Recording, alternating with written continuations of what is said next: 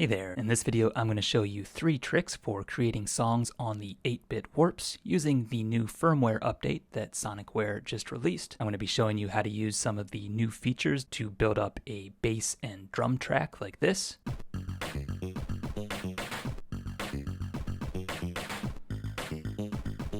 I'm also going to show you how to create a melodic progression with a riff. It's going to sound like this.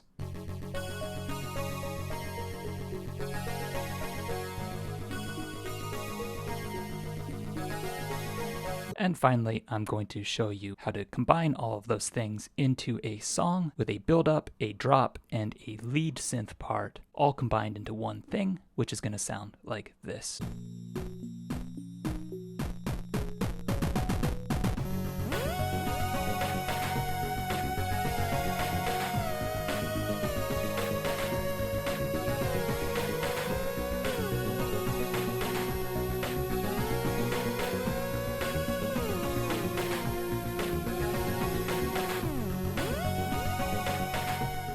So, along with the firmware update, Sonicware also released a whole bunch of new drum sounds.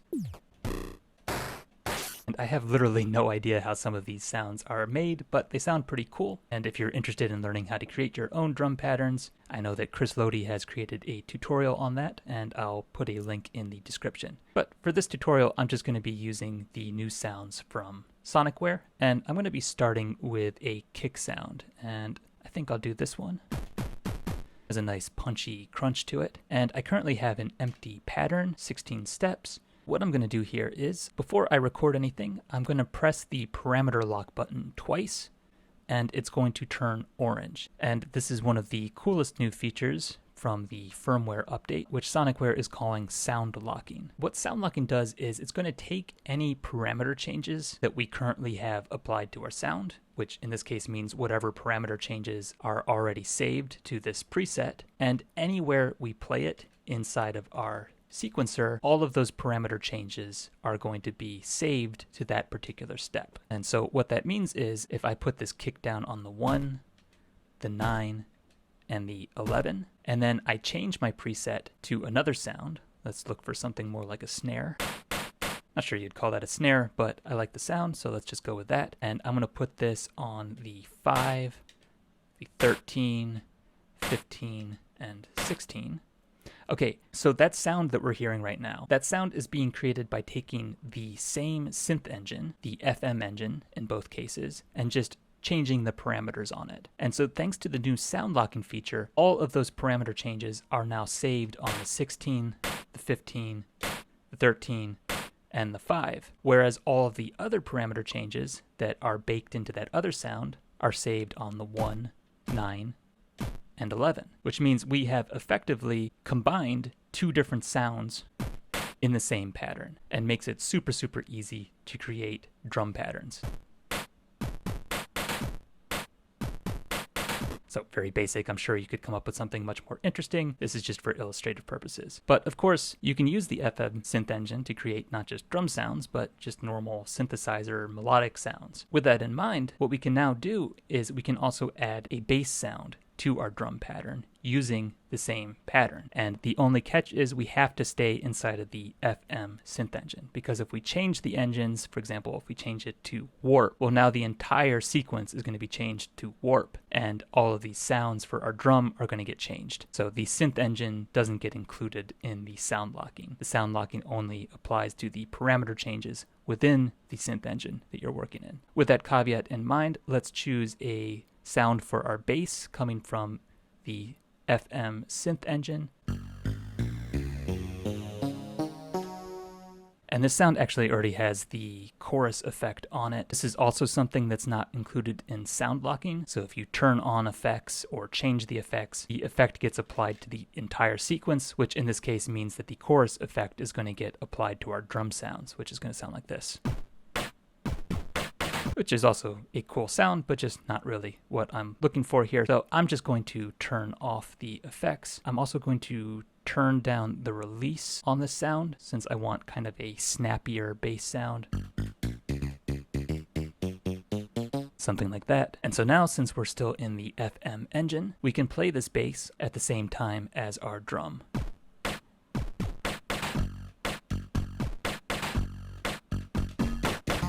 And there is one little catch here, maybe you heard it. If we play the bass at the same time as any of the drum sounds are playing, the parameter changes of those locked in sounds are going to interfere with the parameters of our bass sound, and it's going to make things kind of weird.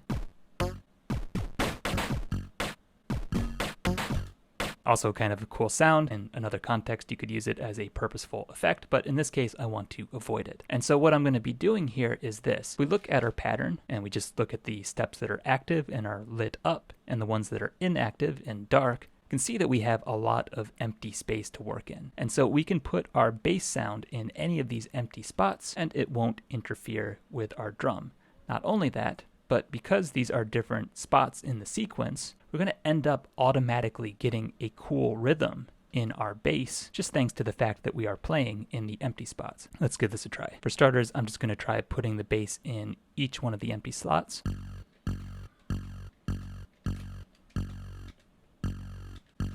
And let's hear what that sounds like.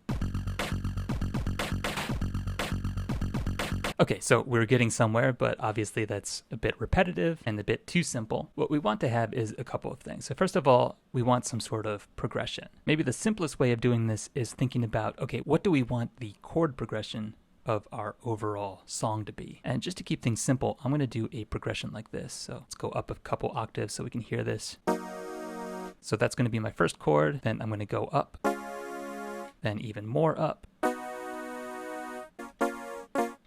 Something like that. And when we have a chord like this note here is the root note, and we can simplify a chord progression by just thinking about the root notes. So simplified, our chord progression is basically just this.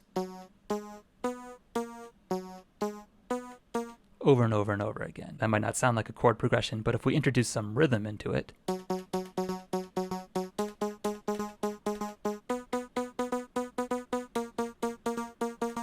maybe now you can start hearing the outline of what that progression would sound like, which would be something like this.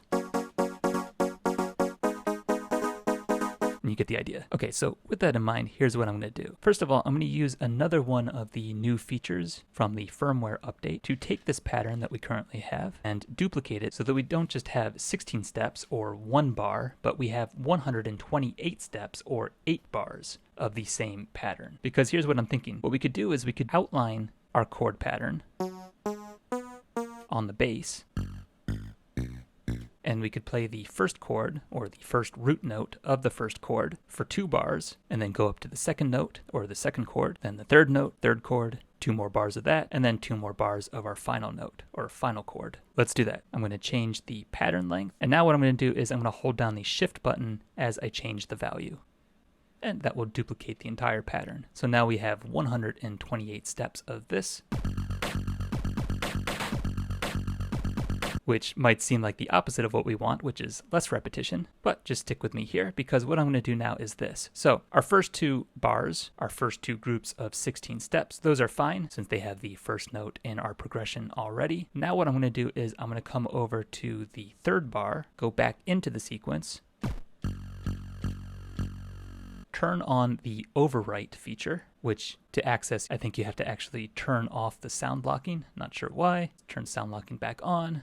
Okay, so now overwriting is on. And now what I'm going to do is sort of like a video game. I'm just going to hunt down all of those notes that are playing the first note in my progression, and I'm going to replace them with the second note. And this doesn't make for great content, so I'm just going to fast forward through doing that on the rest of this bar and the next bar. Okay, so I've finished. I've gone up through the end of the 4th bar, and now I just need to go into the final 4 bars and do the same thing. So for bars 5 and 6, I'm going to replace that note with the 3rd note in my progression. Again, I'm going to fast forward through doing this. And then for the 7th and 8th bars, I'm going to do the same thing again, only this time I'm going to be playing the final note of my sequence. Okay, so now we have this.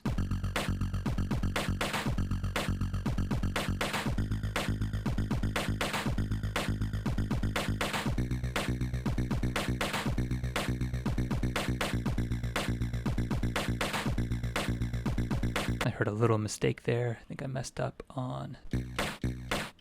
Aha, there we go. There we go. Okay, now, it's still a bit too boring, so what I'm going to do next is I'm going to go back to the first bar. And after I've sort of established what the root note is by letting it play a couple times, I'm going to go into some of these other places where the note occurs and just change it into something else.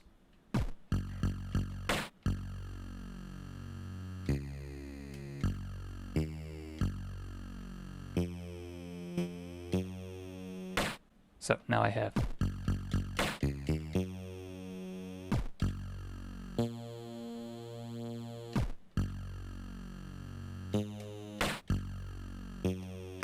so now it's going to sound like this. And then in the next bar, I'm going to do the same things. So I'm going to leave the first few steps as our root note to sort of reestablish that we are still on that part of the progression, but then I'm going to change the subsequent steps where that note occurs. And so now we have this.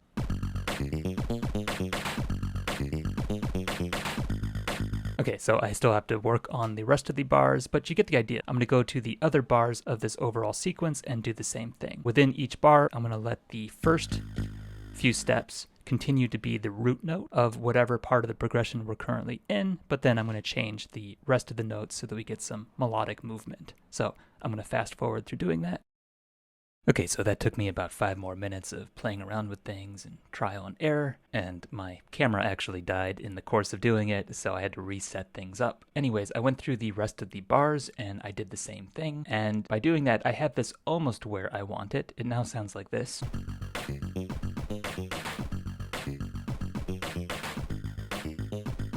But as I was going through this, I realized there's one last issue that I want to resolve here. And it took me a while to realize what it was, but I think I put a finger on it, which is this. So inside of each bar, on the first beat, we have 2 things going on. First, we have this guy here, this kick, which is marking our first beat. And then immediately after that, on the second step, we have that first bass note, which is establishing the root note that we're currently on inside of the chord progression. And those are like the 2 most major events in this entire sequence. They're establishing the beat and they're establishing the underlying chord progression that the bass is following. But because they are so close to each other, it makes things kind of confusing. Like, it's almost not even clear what our first beat is, if it's actually this guy or if it's that guy. Keep that in mind and listen to this again. I don't know if you have the same experience, but sometimes when I'm listening to that, it almost sounds like the rhythm is out of sync with the music. And I think it's because of that issue there, with these 2 things being so close to each other. With that in mind, I'm going to do something very, very simple, but it's going to make a huge difference. I'm simply going to delete the note from this second step here and just let it be empty. And I'm going to do that in each one of the bars. And now listen to this.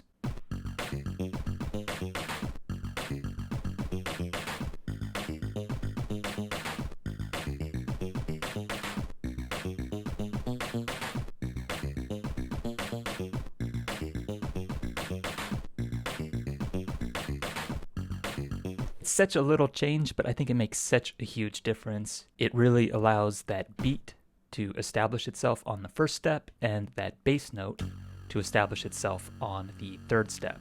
And it also adds just this kind of bounce to the bass. So yeah, I really think that's crucial here, and it's something that I think is crucial in music in general. Sometimes just giving things a little bit more space can make a huge difference in your compositions. And I don't know about you, but I think my tendency is to try to overcrowd things often. So let's just go ahead now and record this to a loop track. And that's actually the whole point of combining the bass and drums into a single pattern, which is that if we want to use the 8-bit Warp's loop feature, we only need to dedicate 1 loop track to it. And that means we're going to have 2 more tracks that we can do whatever we want with. I'm assuming here that we don't have any other instruments being plugged into the 8-bit Warps, so we're going to be leaving the 4th track blank. So I'm going to go ahead and record this, make sure the length of my loop is set up to 128, and now we can record it. And I'll just fast forward through this. All right, so this is now recorded to our looper. And we're ready to go. And before I go on, I just want to note real quick that I went through that whole process the long way, putting in a single bass note in all of the empty spots and then going back and changing it. But of course, if you know what you're doing, or if you have some idea in mind, you could skip those preliminary steps and go straight into creating the bass line that you want to create. I was going through the whole process just to try to make the internal logic of it clear and to show you a few different possibilities. Okay, so we have sort of the backbone of our song now, but we need to build some stuff on top of it. So let's do that next. Go to a new pattern. I have no idea what sound is loaded onto this. It's kind of a cool sound, but I don't think it's really what I want for this song. But I'm not really sure what I want for this song. So what I'm going to do next is a highly scientific process that I call messing around. So I am going to just turn this guy on and then start playing things and just see what sounds right to me.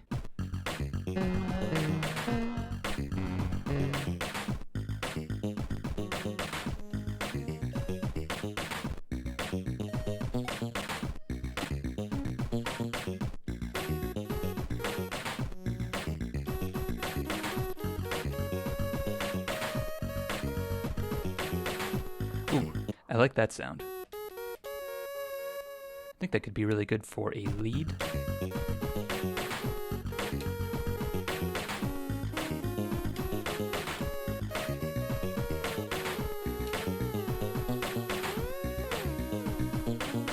But before I go to the lead, I want to build up kind of the main body of the song that I'm going to build around the bass and drums, which I think of as sort of being like the spine of the song. So what I want here is, I'm not actually sure what the right word for it is, but basically it's a mixture between a chord progression and some sort of riff, some sort of melodic motif. And what I mean by that is this. So let me actually find the sound that I want to use. Okay, I found it. I want this sound.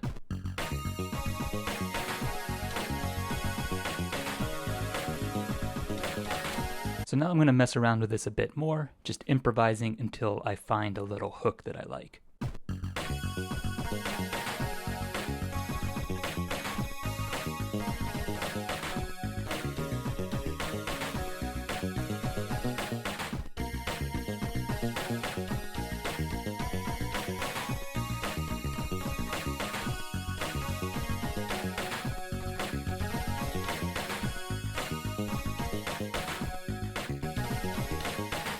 Ooh, I think I found it. Okay, so I like this sound.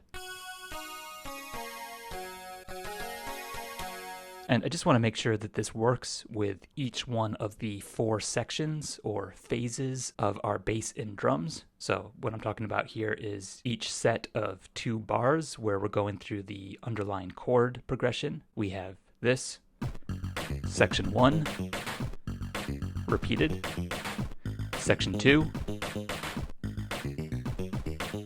section 3,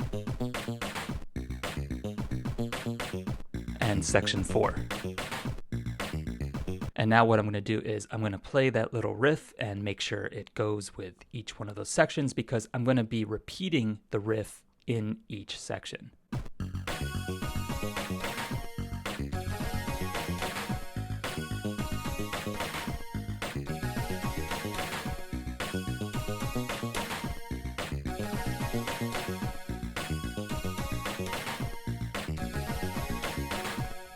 Okay, I think that sounds good. Now, that might sound a little too static, like it's too repetitious, but check this out. Listen to what happens if I combine that riff with just the faintest outline of our chord progression. So once again, I'm just going to play the root notes of that progression simultaneously with that little riff, and that's going to sound like this.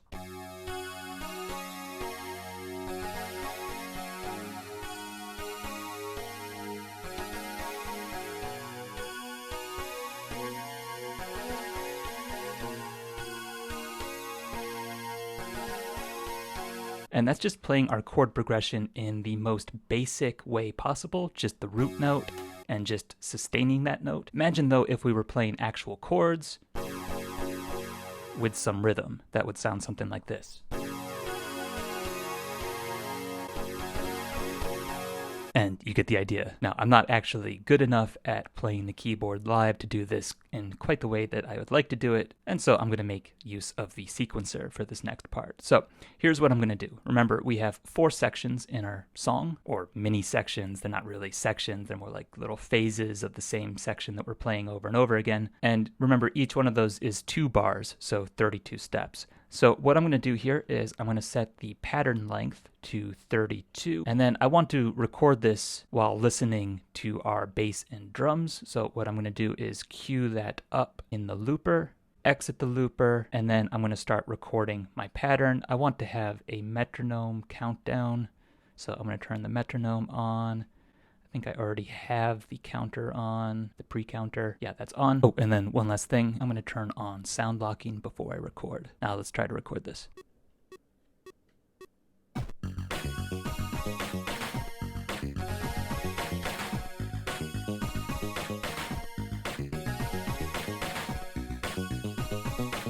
Okay, great. So we have the pattern recorded now, and now I want to be able to add some sort of chord progression element to it. And so that's going to sound something like this.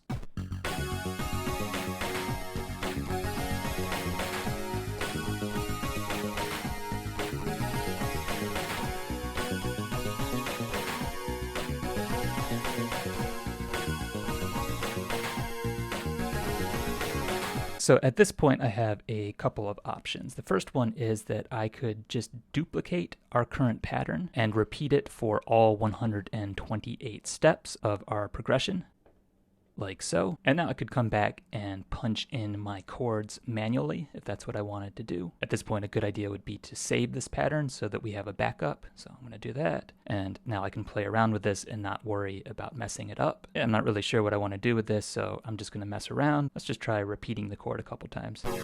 Skip a 1, go ahead. No idea if this will sound good. Let's just find out. And no, it doesn't sound good. So let's reload our pattern. Okay, so some other things we could try doing here are, well, first of all, I could just play around with the chords again and try to figure out something that actually works. I don't find working with a sequencer and figuring out chords like that to be very intuitive to me, so I would rather just try to play it live.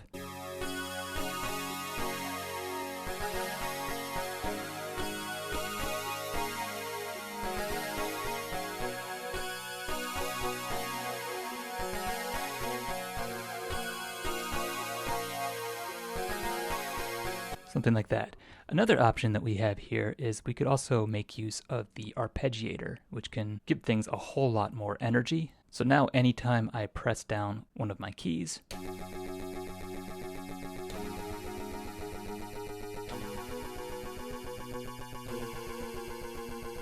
so let's try that with our riff.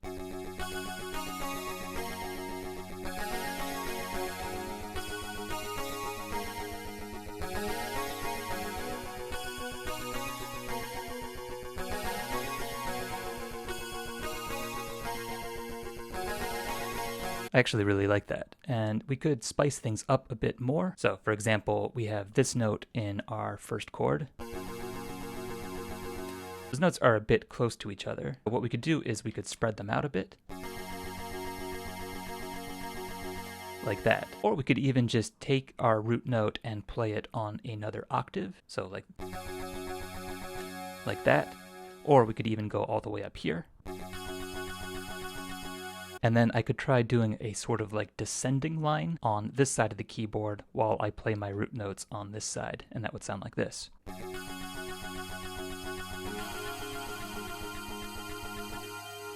And something I'm noticing here is that we have too much release on these notes for the purposes of arpeggiating, so let's turn down the release a bit.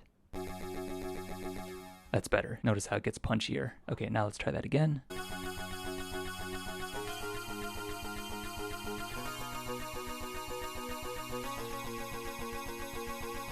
I like that. Let's see how that works with our riff.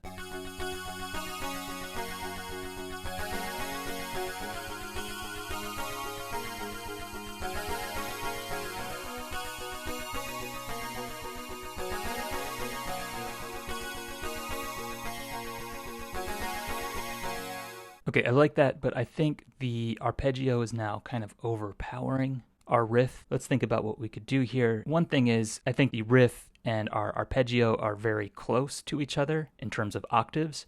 So we could try turning our octave down on the arpeggio.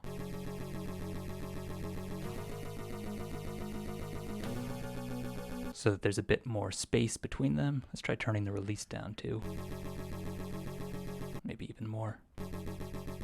Yeah, there we go. Okay, let's try that.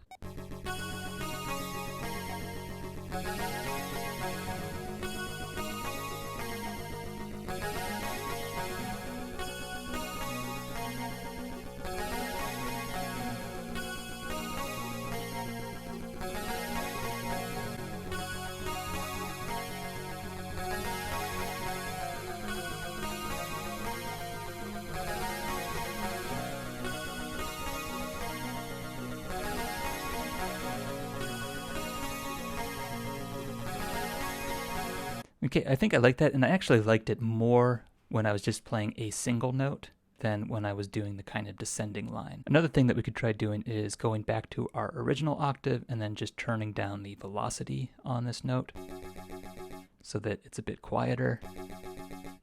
Let's try that.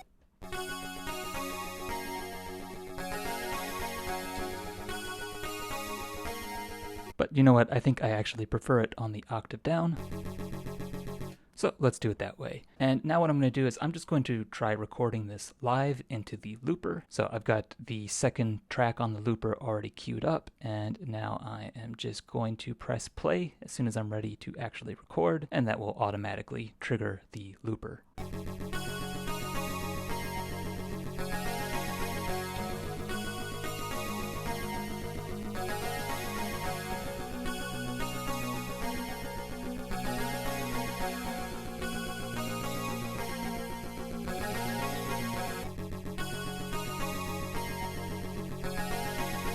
I don't think that was perfect, but I think it's good enough. I mean, this is for a YouTube video, not for the Grammys. So let's just carry on. So now we have both what I think of as the spine and the body of the song. We have this guy,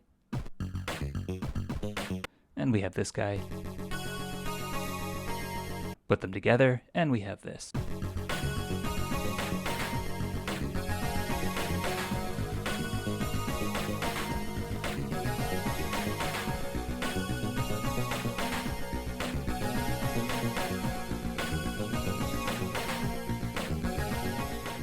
Okay, that's sounding like a song already. And we have a whole nother track to play with. So I'm gonna just add something to that real quick. Maybe just some sort of pad that is playing our chord progression in the background. Let me find a sound I like.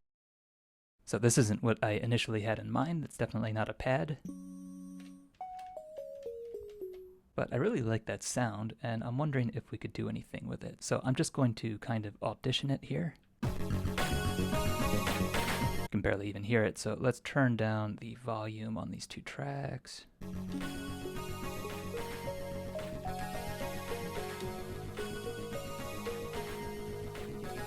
think I'm onto something there, and I'm thinking that we could have the chord progression going and then also just some sort of atmospheric little melodic element going on in the background too. So I'm basically just going to do the same thing that I did in the previous step, and so I'm going to just fast forward through the process of me creating this next part. Okay, so my camera died on me again, but this is what I ended up with.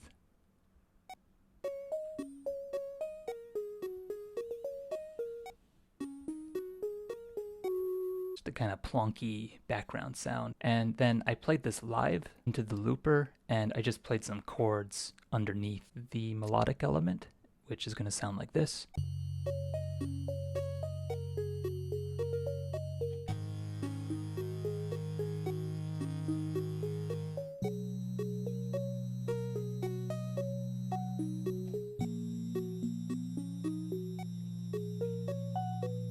And then at a time when my camera was dead and I didn't realize it, I went ahead and recorded that into a loop track. I also went ahead and I did a little bit of mixing on the 3 loop tracks with their volume and their panning. And so now if I put them all together, we have this.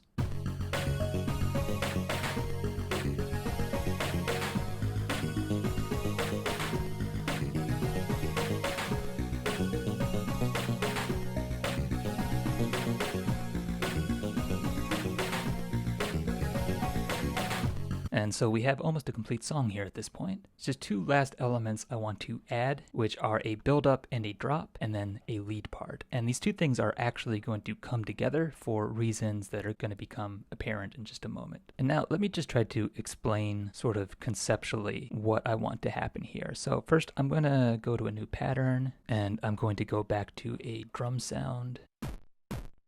Okay, and now here is what I'm thinking. So imagine that we start off the song with just this part playing.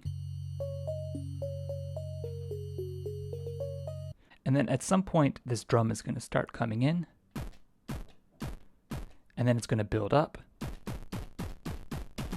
and then we're going to bring in those two parts. So here's what I'm going to do. I have a pattern length of 16, and for starters, I'm just going to go into the pattern and lay down the kick on each beat. Now I'm going to duplicate that for all 128 steps that we can go up to. So now we have those beats everywhere. And now what I'm going to do is I'm going to go to the final page. So this is our final bar, our 8th bar. And I'm going to start speeding things up with our beat. So we have the 1 and the 2 and the 3 and the 4 and the... I'm going to go to the first two beats and put the kick on the and. And then here I'm going to do all 4 steps. So that sounds like. And then here I'm going to slow it down just a tiny bit. I'm going to just leave this guy empty, and then I'll fill in these final 2 steps. And then our drop. Okay, and the reason why I have the beats at the beginning on all of the bars leading up to that is that that's going to allow me to fade in the drum wherever I want. And for that, I just need to play around with the memory level. And actually, let's just turn off the metronome real quick and then go back to our pattern. And then what I'm going to do is I'm going to turn the memory level all the way down so that initially it's silent when I hit play.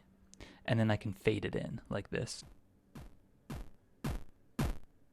Okay, so now here's what I'm going to do. I'm going to go back to turning the volume all the way down so that it's initially silent. Go back to my looper, and I'm going to cue up my 3rd track, the one that I want to play initially. And then with that queued up, I'm going to hit play on the sequencer, which is going to trigger this track to play. And at the same time, our pattern will be playing in the background, but since the memory level is at 0, it will be silent. And then we can fade it in. So that's going to be step 1 here. Step 2 is this. As soon as our 3rd track and our sequence are playing, I'm going to then queue up the 1st and 2nd track. And then here's the thing. Since I have gone into the quantization of my loop, quantized the looper for 128, when these 2 tracks are queued up, they are going to wait for all 128 steps of the current sequence to finish before they start playing. And what that means is they are going to basically wait until that buildup is done, and then they are going to drop. So let's see if this actually works.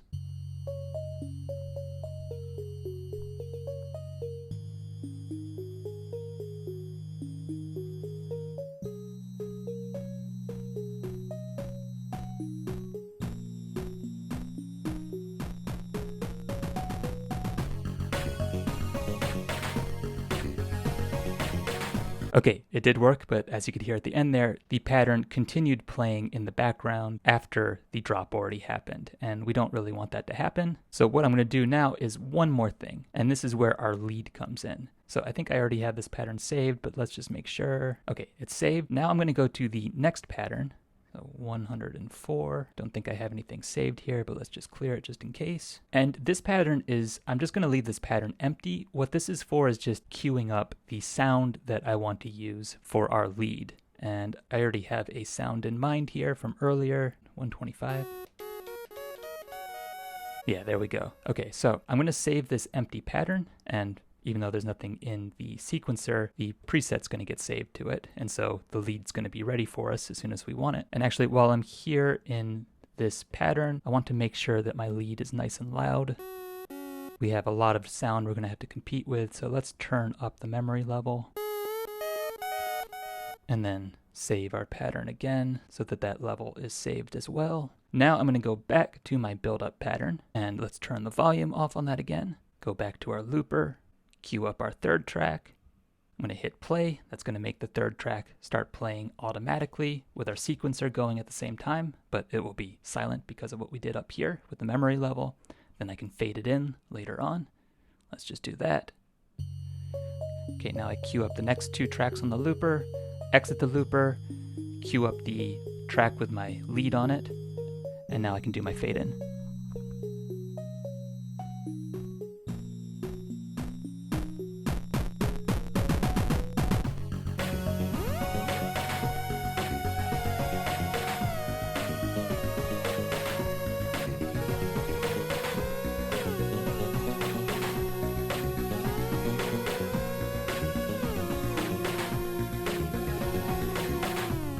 And okay, that'll do it. So I hope that all made sense. If you have any questions, please do feel free to ask me in the comments, and also let me know if you would be interested in me doing any more videos on the 8-bit warps. This is my first video on it. Most of my other videos have been about the texture lab, but I'm trying to branch out a bit more. All right, hope to see you again soon, and goodbye for now.